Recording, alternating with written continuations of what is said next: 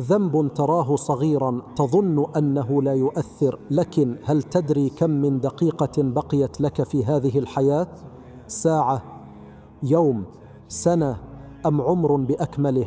وماذا لو كان هذا اليوم هو آخر يوم لك على الأرض؟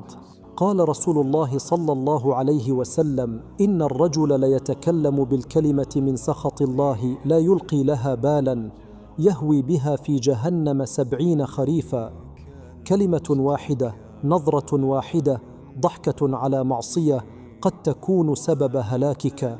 كم مرة استهنت بكذبة صغيرة أو غيبة في مجلس أو نظرة حرام؟ كم ليلة نمت وأنت تؤجل التوبة، تقول سأتوب غدا، ومن يضمن أن الغد سيأتي؟ كلها ذنوب قد تراها بسيطة لكنها عند الله عظيمة. تخيل أنك اليوم في ليلتك الأخيرة والناس يجهزون كفنك وصوت القرآن يتلى على جنازتك، وأنت لا تزال في قبرك، تسأل: من ربك؟ ما دينك؟ من نبيك؟ هل ستجيب وأنت مثقل بتلك الذنوب الصغيرة؟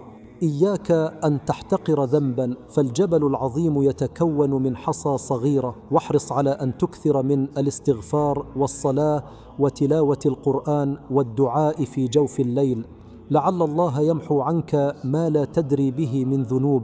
اللهم اغفر لنا ما قدمنا وما أخرنا وما أسررنا وما أعلنا وما أنت أعلم به منا.